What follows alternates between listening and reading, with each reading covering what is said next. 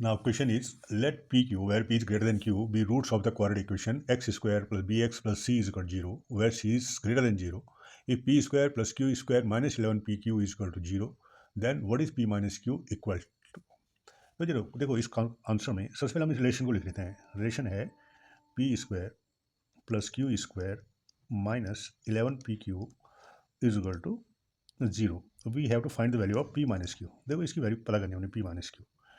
और इक्वेशन को भी लिख देते हैं. इक्वेशन है X square plus B X plus C is equal to 0. P and Q are roots of this equation. It is 0. So we have to find the value of P minus Q. Now you see this in this equation. इसमें देखो ये है P square plus Q square minus 11PQ equal to 0. मैं इस equation को इस तरह से लिख सकता हूँ. P square plus Q square minus 2PQ minus 9PQ. इसको मैं मिटाता हूँ यहाँ पे.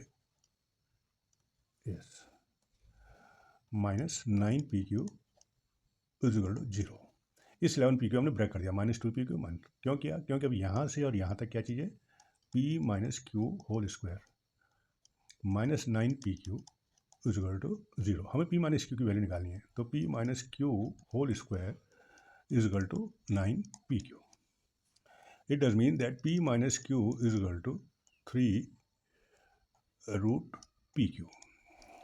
अब हमें केवल इस PQ की वैल्यू पता करनी, तो हमें P माइनस Q की वैल्यू पता चल जाएगी. अब इस PQ के लिए देखो इस इक्वेशन में, देखो इस इक्वेशन में P and Q are the roots of this equation. You see, therefore the product of the roots will be C upon A यानी C.